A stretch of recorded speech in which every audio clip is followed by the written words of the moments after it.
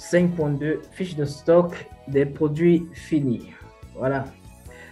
Alors, nous tenons à rappeler que c'est la méthode PEPS, la même méthode que nous avons utilisée lorsque nous avons établi la fiche de stock des matières premières. De toute façon, c'est cette méthode qui nous a été imposée dès le départ. Alors, stock initial. Nous avons le stock initial ici de 1000 pièces, coût unitaire 1500. Bien.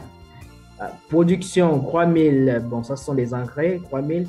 D'où sortent les 4 302 884. Vous vous souvenez que ici, c'est notamment le coût de production. Nous avons fabriqué 3000 vestes et les 3000 vestes nous ont coûté 4 302 844. On peut d'ailleurs revenir vers l'arrière. Le coût de production, vous voyez, 4 302 884. Puisque c'est la production des 3000 vestes, on peut maintenant établir la fiche de stock.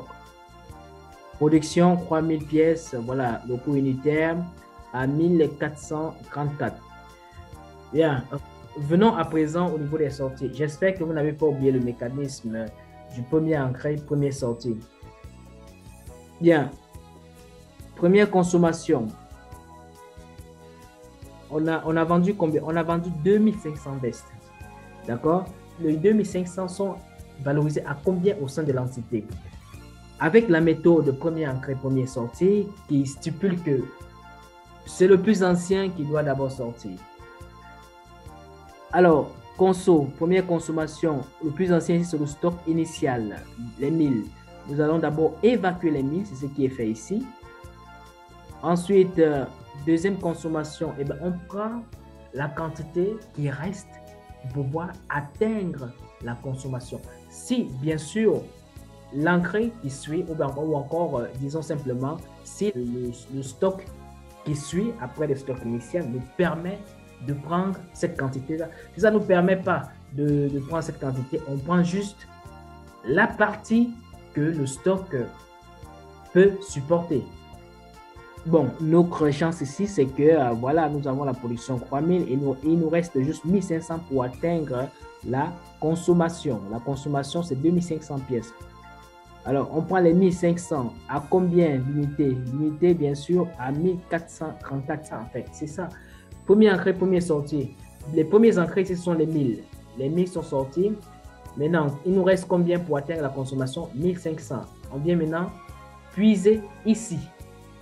Ici, on prend à l'intérieur les 3000 et on valorise le coût unitaire au coût de la production. Voilà.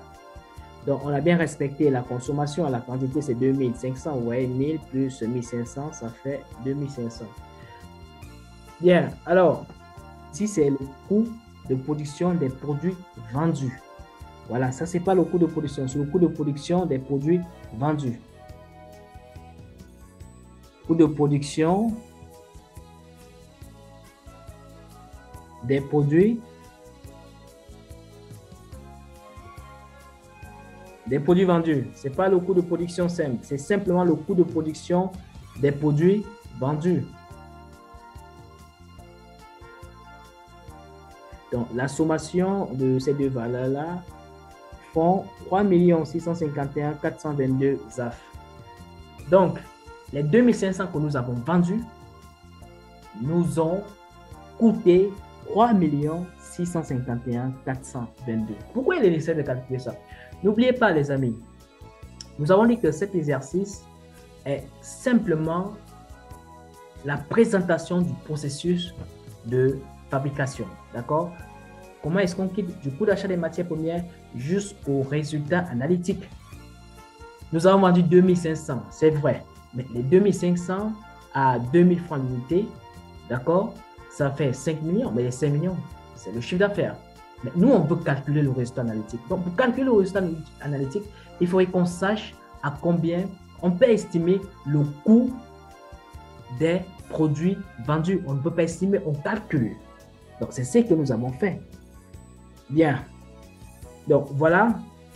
Ainsi s'achève cette 6e séance La prochaine séance, nous allons clôturer notre série d'applications. Merci à tous. Likez, partagez.